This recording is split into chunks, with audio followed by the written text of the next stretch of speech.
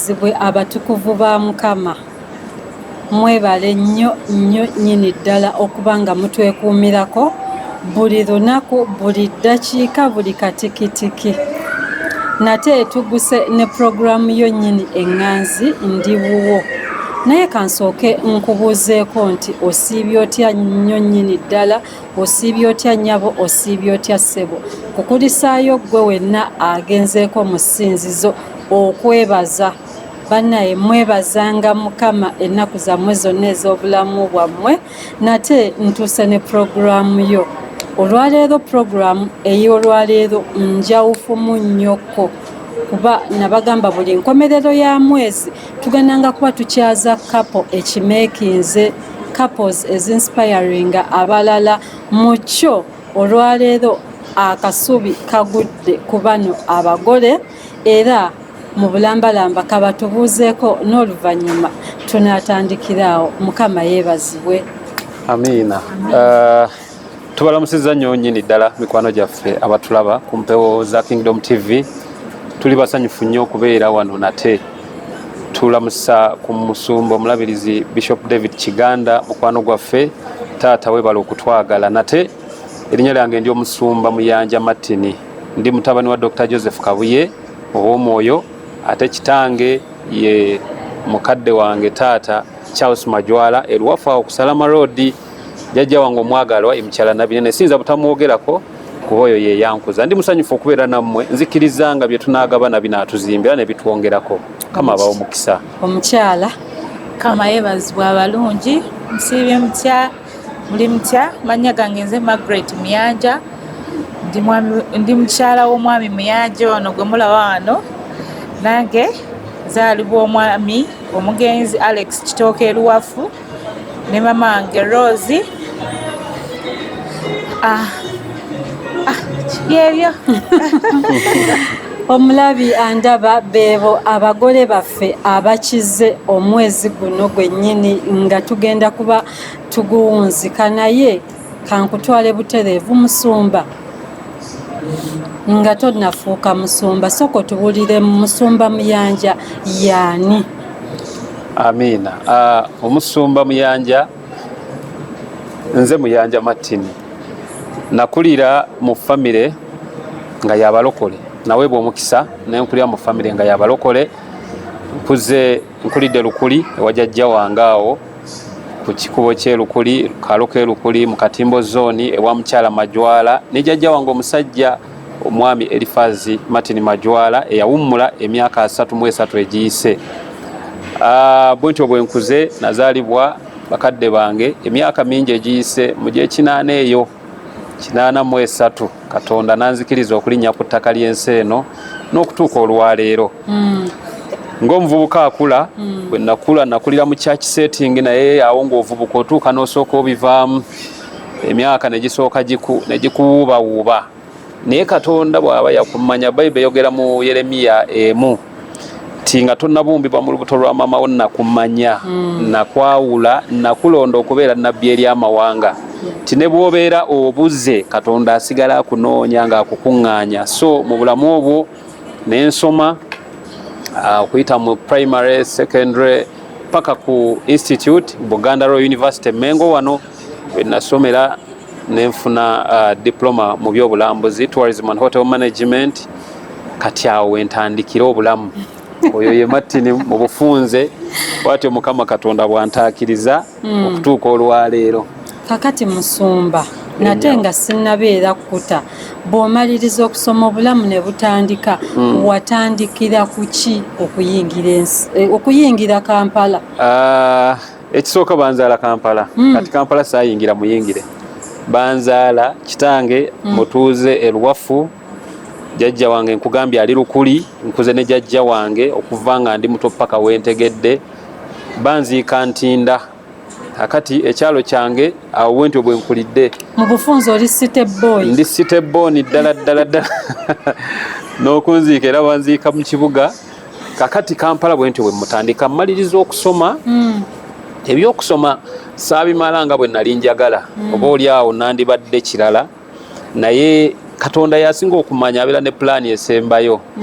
Mu myaka gyange egisembayo ku Buganda Royal saafuna nnyo obulamu bwe yagalanga muvubuka nti ndi free bird. Kufuluma mu ssomero nyingira bufumbo. Kati awo ne ntandika kutoba butobi ng'omusajja. Soko simbe wakati. Obufumbo watomera butomere. Tewasooka gamba bino nga bye tuwulira nti omwami bamutegeka. Bwe kyakutomera ne kyava mu bbanga n'ogamba kati kama mbaaya ya nkiyingidde. Obufumbo bwange tebwali nnyo buteeketeeke. Omanyi obufumbo bwa mirundi ebiri mu Uganda. Waliwo obufumbo obwakyetwala. Kati ate newabeera obufumbo obw'omumateeka. Kati wagendera ku buliwa. Nze nali ku bwakyetwala. Abazungu bwe bayitako habiting. Mbandi mu mwaka gwange ogwo ogusembayo ku university, ku institute, abamu tebaagala giyita university, but well, it's an institution of learning. Nenfunyisa omukyalo olubuto. Mu biseera ebyokusoma, we nandibadde mmalirako emisomo, mukyala akyali mu secondary, tuli awo tuzanyazanya, jjukira batuzaala ku kyalo kimu ekyeruwafu, ffenna kwe tuva, bamuzaalamu amazooni abamanyiyo, nze banzaala wano eruwafu mu Bukejje, ekyalo bakiyita Luwafu naye zooni ze zaawukana. Kyakubeerera kizibu. Mu byokuzanyazanyaawo, Margaret ono n'afuna olubuto. Kaakati eyandibadde ng'agamba nti kati mmaze okusoma nnyingidde field y'okunoonya emirimu.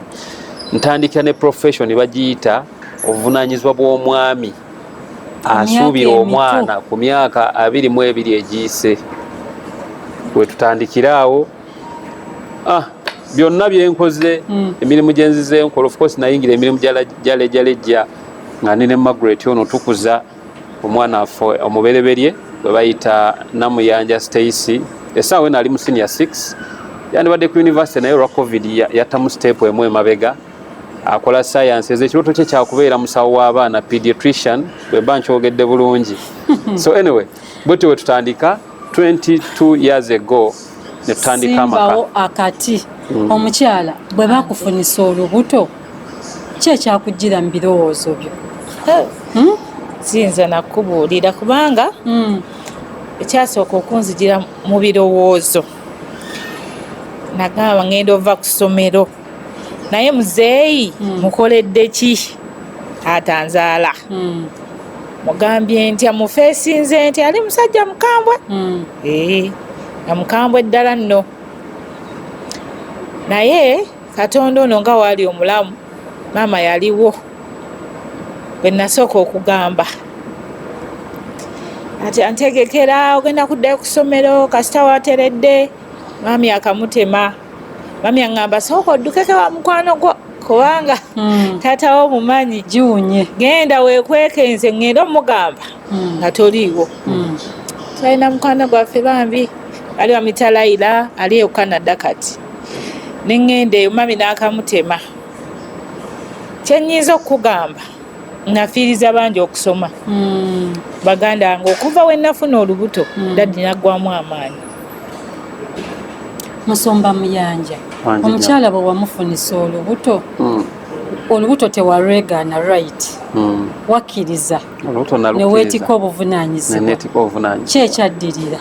Munnange tufuna olubuto mu mwaka gwa 2005.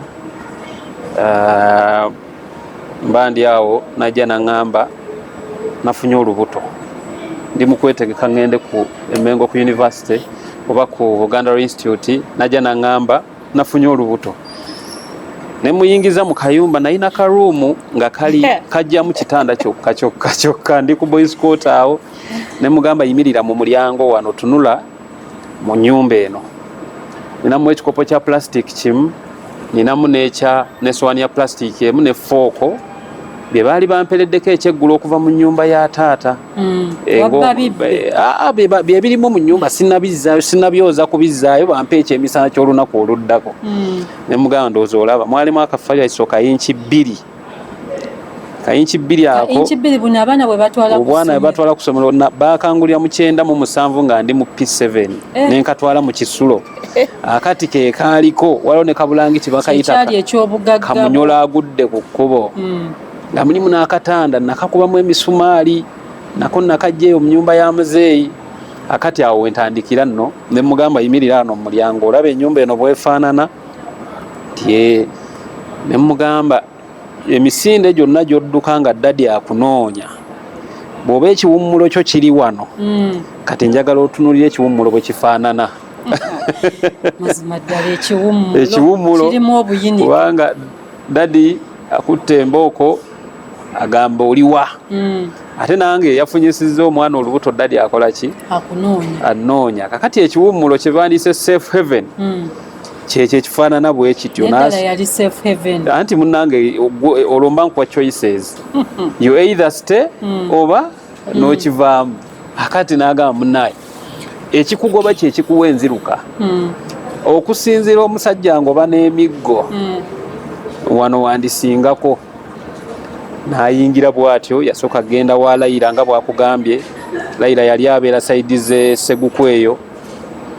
2005 gw'omwaka tutandise abaana simanyi beetaaga nappi ebiseera ebyo byali bya nappi si bya pampa nga kaakati abaana batandise twetaaga nappi sirina ssente mbadde nsoma neŋŋamba naye omusajja asigala musajja guluma yaguzza akati saawa yakubeera ki musajja zijjukira ssente ezasooka okugula obusuuka obwasooka ne baby show waliwo mikwano gyange bali awo kusala road ku Mayanja babakalema bamatini baali bakuba block ebiseera ebyo ne bawaako omusajja gwe bayita Toronto bamuwa okutabula ettaka ne mugamba sebo mpe ekicuba tutabule babiri twatabula ettaka ekiro kiramba ne bampa emitwalo egi ku makye emitwalo 2 ne ŋŋenda ku mukwano akeedi awo ne ngula baby show ne ngula obusuuka ne ngula obugoye bunappi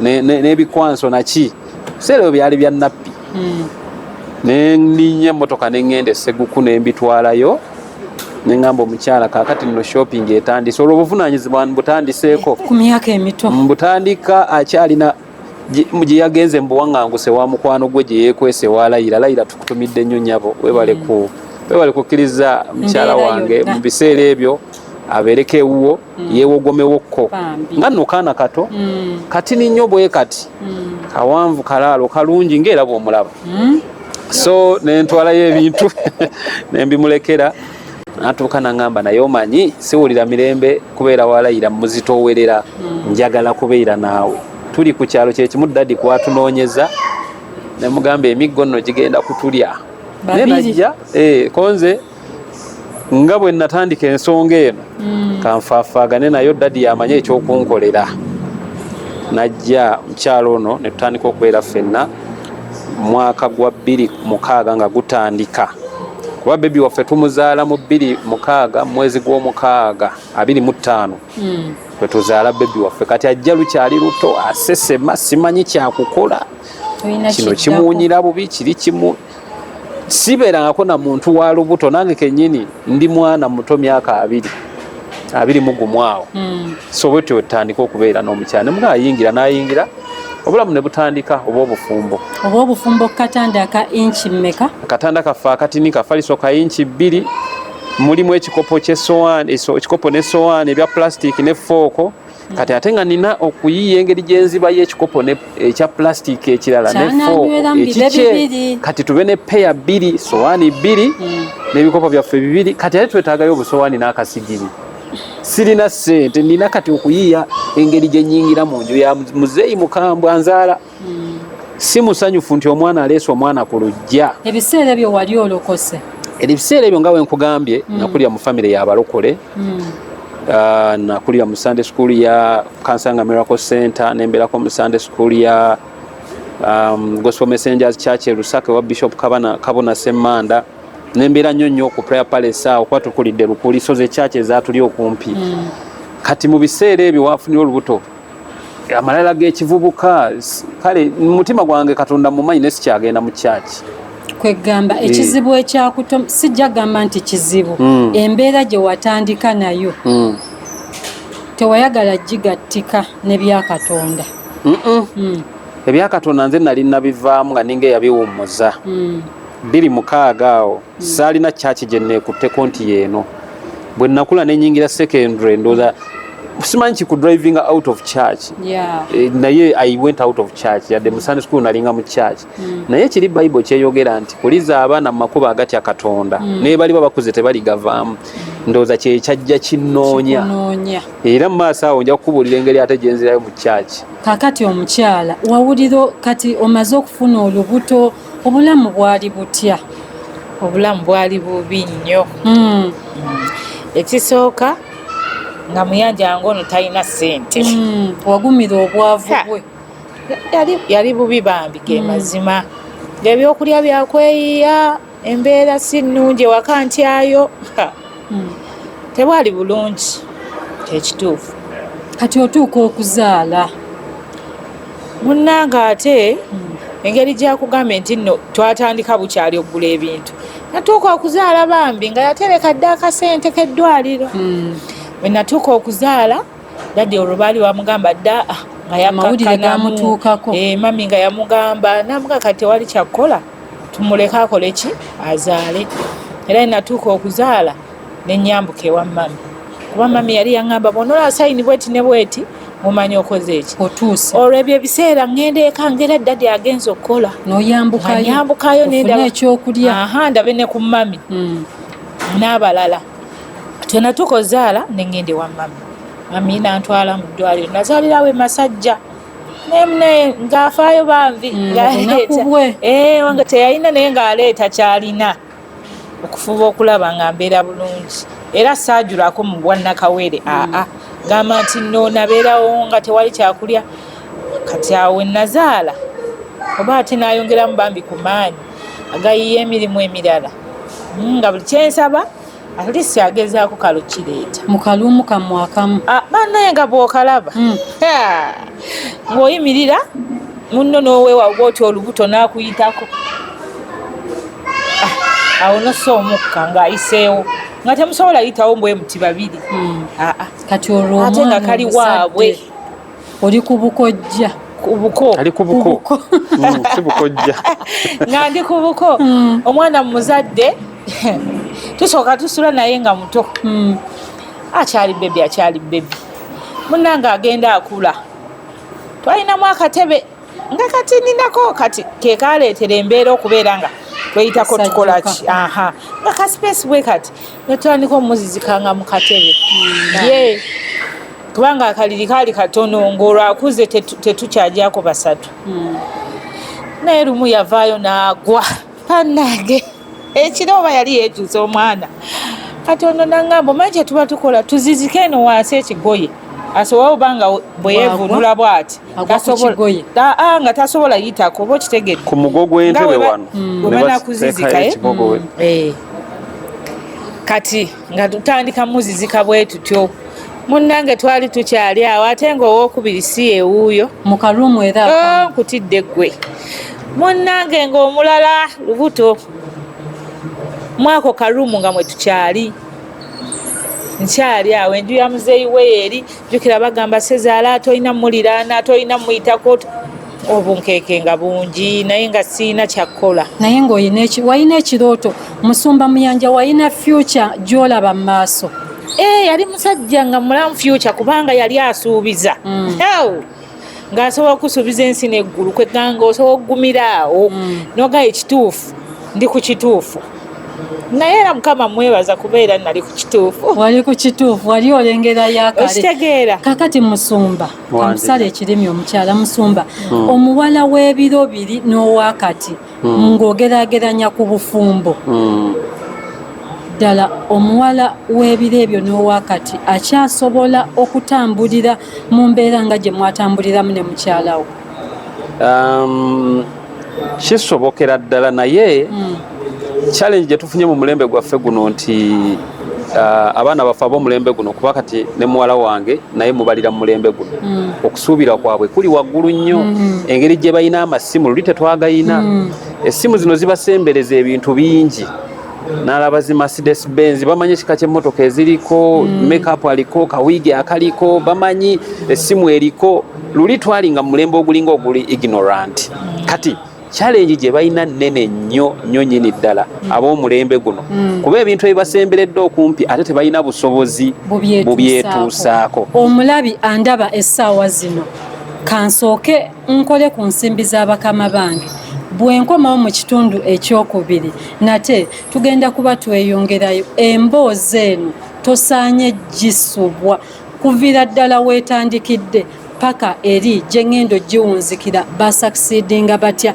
bakimeekinze batya. Essaawa zino muyanja wa luli ate si yo wakati tovaawo. Ekitundu ekyokubiri mbadde nkyali ne musumba muyanja nateeka mukuddize kuba bannaye emboozi eno osaana ogyerabireko n'amaaso go. Ensangi zino saagala bino bye batunyumiza ne balimba ne bafeekinga buli kimu. Tuli ku true kimusumba true story true life story. Tweyongereyo we twagendedde mu kuwummula wabadde ombuuza nti omuwala wa kaakati n'owaaluli bakyasobola okubeera nga tubageraageranya okuba nga bagumiikiriza okutuuka nga bwe kiri kati. Ne ku mulembe guli waliwo abataagumiikirizanga. Kikulu nnyo okumanya kiki ky'oyagala mu bulamu bw'ensi, kiki ky'oyagala ng'oggyeko ebikwetoolodde, peer pressure, byolaba ku masimu, byolaba gy'osabira, byolaba gy'osomera, kiki ggwe ng'omuntu kye wandyagadde. Kizibu nnyo okutandika ekizimbe okukirinnya ng'otandikidde mu madaala waggulu. Tekisoboka. Otandikira ku ground level. Ekizimbe kyonna ekiwanvu otandikira ku ground level. Abantu abalinya ekizimbe nga bakivudde waggulu batera kubeera abantu abakozesa parachute naye landing yaabwe eba nkalubo. Now nsuubira Magi oba Mega ntera muyita Magi yali amanyi kyayagala kuba nze nali musajja ali hard working. Bwe twafuna baby I fell out of school. Nentandika kati okuyiiya obulamu. Magi ono abadde watya si Magi yekka wabula aleese n'obulamu mu nsi. Buno obulamu ekituufu kiri nti they are my offsprings. Bano be bagenda okuleka okukuuma legasi yange oba okukuuma erinnya lyange ku lukalu lw'ensi nga nze ŋŋenze. Kitegeeza bano abavudde mu Magi banzaalidde be banze. Kati buvunaanyizibwa bwange okwerabirira. Bwe ndabirira omwana wange mba neerabiridde. Enkya erinnya lya Muyanja Martin terigenda kuggwawo ku lukalu lw'ensi singa nfaayo muteekateeka obulungi waawo nga Mukama bw'atuyamba. Now olw'okuba Magi yali amanyi kyayagala nga nange ntegedde kyenjagala kuba mu biseera we nali ne Magi ono nali sirabankana. Nalina omukyalo omu, nalina omuwala omu girlfriend omu. Kati nga nina okuteekinga ono obuvunaanyizibwa nendyoka nenva mu ssomero ebitiibwa biri ne glory y'essomero university kuba ku ssomero nange nali muvubuka nga nali nasiba n'Ekiswahili nalina pini mu matu nali wakabi nga maimingi bw'atandika ndi omu ku bantu abamaimingi ennyimba z'abaserebu abaaliwo mu biseera ebyo basisiko baani bwe mumanyi eyo mu ab'emyaka gyange naye ebyo byonna nabikkakkanya wansi nentandika okukola emirimu gyalejjalejja okulaba nga Berusa oba Magi abaddewo era Mukama n'atuyamba ne bigenda nga bibeera productive nga byeyongera okutuuka mu mwaka gwa 2007 nga muwala waffe aweza omwaka gumu 2007 Dr. Kabuye wajja ku kitundu n'atwegattako n'atandika ekkanisa ya New Life Deliverance Church 2007 kati transformation y'obulamu eva etandika. Obulamu bw'okustruggling nga Yesu weebuli ate era sigamba nti we nayingira bwe nti church ne bitereera. Okutandika okulya ku kagaati n'owulira ku testi yaako ndoza kyakalasting emyaka nga 7 kati wayiriba oba 6 naye ng'emyaka gye mbadde ne Dr. gira emyaka 19 kati 19 bw'ojjako emyaka 6 emyaka 13 gyali gya kutoba na kuyiriba okulaba nga family ebeerawo ng'era wakati mu church nga tumisinga ekyokulya naye nga nina progress gye ndaba yali ali mu kayumba k'abamuzeeyi nvuddemu n'empangisa kaluumu kamu ngamba okay ne tuteekamu obuddeeka abaana batusula waggulu ekyaffe kyekiri wansi kwegamba ng'eri kalina bwe tutateekayo kiveera omusulo bate baatufukira emirundi kumpi ng'esatu muba muli wansi mwebase nga guyiringi bannaye omwana ng'asumuludde kufa tuteekeyo ebiveera kuba obulamu nga bwakuyiiya. So nali maliridde okulabira nti famire yange ebeerawo, kyekisooka wakati mu buli mbeera. Ne Beluso ono ba Margaret mukyala wange nga naye amaliridde okubeera nange kuba mu myaka egyo akaana we kabeerera mu myaka 19 18 abo 20 mpaka nga 25 abanga kimuli. Era ababa mwagala babeera bangi, abamusuubiza eggulu n'ensi oluusi n'eritaliiyo. Naye n'agamba Mukama yamuwa omwoyo w'amagezi, n'agamba omusajja ono yandibanga alina future, n'alemerawo okutuuka olwaleero obulamu ne bugenda nga bukyuka. Eyali apoota nakukola buli kika kya mulimu, kupoota, kwoza amamotoka, washing bay zonna zikolamu. Nali musayi wanzija compound omufukafulu nga nina akuuma kange nakagula katwe, nzijja n'empangisa n'ensaawo olujja, n'emirimu emirala mingi. Nembeerako driver nga nina abantu benvuga ne bansasula omwezi. Dokita najja mu bulamu bwange. Yawe yali ensisinkano oyo. Eyo yalinga encounter ne Katonda. Ensisinkano ne Katonda. Katonda akozesa abantu, akola okuyita mu bantu. Dokita Kabuye, Bishop wange, kitange mu Katonda, musajja mugezi nnyo. Ate nandi muyise go-getter. Mu by'omwoyo ali so strong. Naye ate ne mu kunoonya ssente. Ayina enjogera egamba bweti nti noonya nnyo ssente ng'ataliva ku nsi kuno. Ate obeere mutuukirivu nnyo ng'agenda okufa enkya, okuddayo wa Katonda akubuuza ebibuuzo. Kati ssente zinoonye ng'ataliva ku lukalu lwansi, eyo ye ŋŋombo enagikwata. Ne ntandika okunoonya ssente Barbara. Dokita nampanga amagezi, musajja mugezi nnyo. Bw'otuula wansi n'omuwuliriza tosobola kusigala kyekimu ne wobeera kubanga asaba. Ebyo ebyali bikutte ebyasiba ssente zo byonna bisooka bikutuka ne bidda wali. Kati ate waliyo omuntu ng'asumuluddwa naye ng'ate talina magezi ge bayita ag'omutwe agamanaginga obulamu bwe oba obugagga oba omukisa Mukama gwamuwadde. Kati byonna dokita abikuwa. Kyova olaba tayito ya dokita emugwana. Akutereeza obwongo bunaabusala obwongo n'asooka abutereeza ku Tuesday yatubulidde. Bishop Kabuye taata tukusaamu ekitiibwa nnyo nnyini ddala. So awo weewali entandikwa y'obulamu bwaffe okukyuka n'okutuuka olwaleero. Naye nga dokita atubanja ekigambo kimu, butuukirivu, embaga. Awo wennyini we tuba tutandikira. Kaakati omukyala bwe baakugamba eby'embaga nga Bishop kennyini owulira agenda kikoonamu, wagamba yongezayo. Nabuka yongeza ka volume. Kuba wali okigwana. Nali nkigwana. Embaga yali emugwana. Ate nga mumaze omufunira w'abeera, tuvudde mu muzigo, Mukama atuzimbidde akayumba, nyumba ekigo awo, era omukulu Anita Amonge Honorable neighbor waffe tussa ku mpewo y'emu ekigo awo. Mukama we yatuteeka. Kati neŋŋamba ate lwaki tetukola emikolo weewaawo. Omukyala wawulira otya? Nawulira essanyu, nali sikisuubira. Kubanga baali bava dda nga akyali eri bubi nga bamugamba omukazi mukuba embaga. Agamba si kati nze sigenda kuba mukazi mbaga, tudde mu muzigo. Nga ndaba ngoba atayagala. Ngamba oba yeebuzaabuza.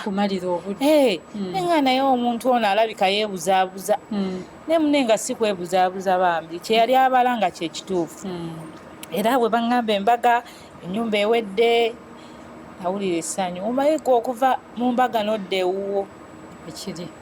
Nga landiroodi tagenda kunyiigira nti ate mwakoze embaga temunnasasula, okitegeera.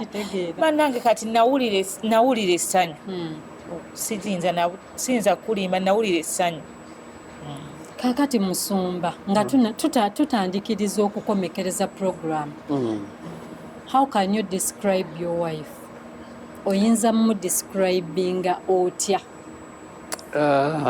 Margaret ono nyinza omudescribinga nga one, omuntu omugumiikiriza kimu. Era bino ebigambo nandyagadde abaana b'obuwala obiyige.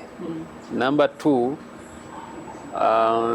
ntera okugamba abantu lwawo sira kimugamba oluusi mba ntya ngamba bw'anakiwulira ajja kumera amalala naye ntera okugamba abantu nti Margaret ono ye mukyala eyali ansobola olw'okuba nakulira mu bulamu nga bulimu okuyirirwa kungi saafuna mukisa gukula na maama wange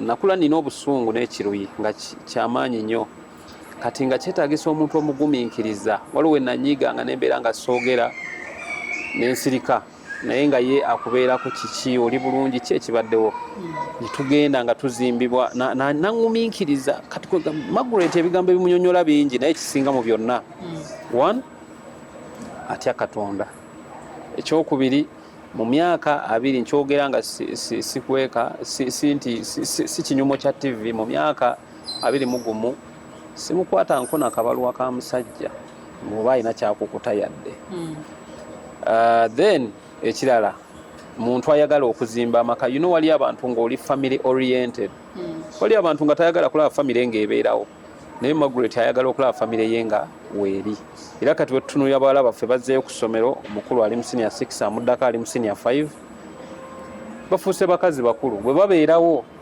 Margaret aba ku holiday be bagolola Stacy Fumba Stacy Njoleza Stacy kati tulinga abali ne bakulu bannaffe kuba bwe bano omwana nga wa myaka 2 kati eyajjamu olubuto emyaka 2 egiyise tetwenkana kaakati ate ne Katonda n'agabirira ne basoma so Margaret ono bwenti bwenyeza okumnyonyola mwebaza nti yaŋŋumiikiriza mu mbeera yonna era mbamu lwenkomawo ne mulaba nga oba atudde mu ddiiro oba yeebase nga mutima gwange mpulira kimugwana mba mpulira nga tulo wumulemu kikugwana kinga kimala tekimala kubanga ate njagala kumuzimbira nyumba yekivubuka ate tugiveemu tugende mu nyumba ey'obukulu so ate tekinnamala tubadde tutudde wali naŋŋamba Musumba ngulirayo akamotoka nk'oyo okunvugira mu yiyo nakyo nenkirowoozaako Katonda nga bwali omulamu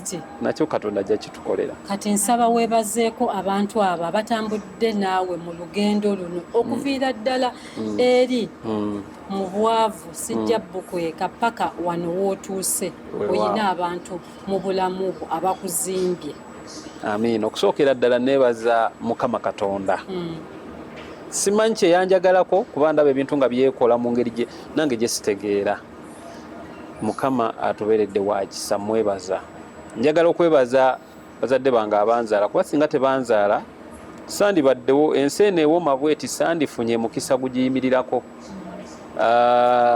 omwami Charles Majwala ne mama wange Nandudu Jane mbebaza okunzaala njagala okwebaza jjajja wange eyankuza eyandera okuva nga ndi muto okutuuka we nafuuka omusajja paka olwaleero jjajja wange agenda myaka 9 naye nze naye ye muntu gwenzirukirako ng'ebintu biganye nayiya mu butatambula bwe jjajja nkwebaza ninayo senga wange Anti Benza abasenga bonna bambeeredde bamukisa nnyo naye ate Anti Benza abadde wanjawulo bamaama baffe abatuzaala ne baganda bange mwenna mbeebaza kati ntuuka ku bw'omwoyo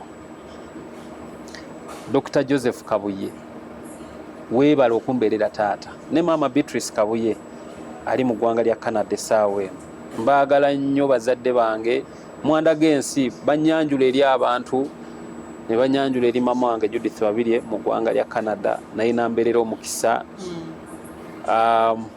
n'emikwano emirala mingi nnyo nnyini ddala mukyala wange ono naye mwebaza ono ambeeredde kyakubbali yamanyirwa esiridde yamanyirwa esinywedde yamanyirwa enkikubye yamanyirwa ekiganye Mukama yeebazibwe so sinza butebaza Luisa Margaret ne famire eyamunzaalira okunzikiriza mbeera omwami wa muwala waabwe kubanga bandingobye agala twala eri tetwagala ffe muwala ffe tumusuubiramu ente bwezitize essaawayo nandiwanga bye nawaayo si bye bimugwana then njagala kwebaza n'abaana bange ate n'empewo za KTV okutuwa omwaganyi okwogerako eri abatukuvu ba Mukama n'abalala bangi bannaye besimationi nze sinti sibaagala naye mbebaza bato bange mwenna mbaagala nnyo omukyala nawe weebazeeko ku bantu nange neebaza mama wange ne taata wange beebale nnyo okunzaala neneebaza ne baganda bange bane babbi nkubule baganda bange era walaba nnyo obutazaalibwa mu famire yaffe kubanga bantu balungi baagaliza ofuna ekizibu babeerawo oba musanyu bakubeererawo bane baganda bange mwenna abaana ba muzeeyi Alex Kitooke mwebale nnyo mwebalire ddala kumbeererawo ne chachi yange New Life Deliverance Church Dr. Joseph Kabuye nkwebaza ne mami Kabuye munzimbye nno munzije wala nnyo okufuuka kati omukyala abantu abo ababiri babaddewo nnyo mu bulamu bwange bambi mbeebaza n'abaana bange n'emikwano gyange nze nno ne bakasitoma bange mwebale kumpagira mwebale nnyo mwebale eddala pozi ne KTV bambi tweyanze geffe baani bamuyanja abatudde wano olwaleero nze kino badde sikisuubira naye neebaza Mukama Katonda wange weebale nnyo weebalire ddala kuntuusa wano nze n'omwami wange ne gy'otujje wabadde wala ne wetutuusizza tulabawo weebale Mukama byebyo banaye omulabi yandaba ku KTV emboozi y'abalungi damuyanjazi mugyewuliriddeko bambi omukyala Samuel yatuse n'afiringa that emotion gwe biki byoyiseemu biki byoyiseemu okulaba nga owangula olugendo luno olw'obufumbo buli omu ayina olugendo lwe buli omu ayina waayise okulaba nga awaguza okufuuka kyali olwaleero byonna tubizingazinga mu kigambo kimu nga tugamba nti Ebeneza abadde Katonda ku lwa Katonda n'ensi yange mbadde omuweerezaawo Babi Kuteesa ngenda kuba nga mpunzika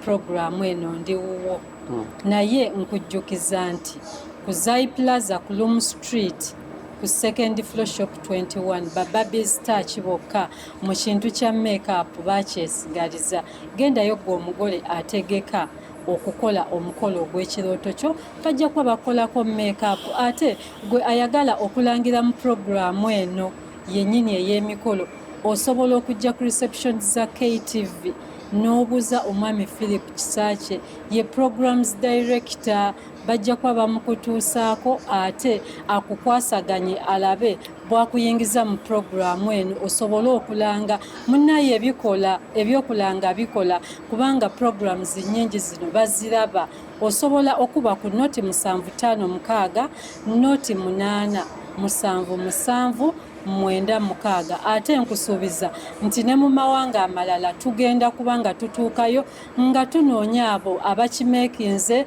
those that have inspired others mu bufumbo buno tebiba byangu naye Mukama atubeera olw'ekisa kye kambasibulire wano mbagalize